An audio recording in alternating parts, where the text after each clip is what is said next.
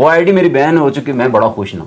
अच्छा, ID ban होगी आप? हाँ, लोग कहते हैं भाई वो बड़ी परेशानी की बात बिल्कुल ऐसे ही 44,000 हकीकत बात है ये, आप सोशल मीडिया पे चेक कर लें, लोगों की आईडी बैन हुई है तो उनके वजूद में से, जिस्म में से रूह निकल गई है, निकल जाती है। ऐसे ही है जी, हॉस्पिटल में एडमिट हो गए जी, आईडी बैन हुआ, देखी होंगी आपने वीडियो। बिल्कुल ऐसे ठीक है, ऐसा कोई ये हमने टिकटॉक को सर पर सवार नहीं किया जी अभी तक। अच्छा, अब टिकटॉक का सहारा आपको कोई सहारा नहीं लगता? आप इम्तियाज सवार नहीं किया हमने। क्यों? ये सस्ती शोहरत है, जल्दी मिल सकती है, बगैर मेहनत किए भी ये मिल सकती है। बिल्कुल, हमने तो मेहनत की है ना जी, ये बगैर मेहनत के भी मिल सकती है। बिल्कुल। आप बगैरत बन जाएं, बिल्कुल 4-5 दिन में आपके मिलियन लाइक होंगे। बिल्कुल ऐसे ही है, बिल्कुल ऐसे ही है। इज्जत से ऊपर आने में टाइम लगता है, जीरो से हीरो बनने में टाइम लगेगा।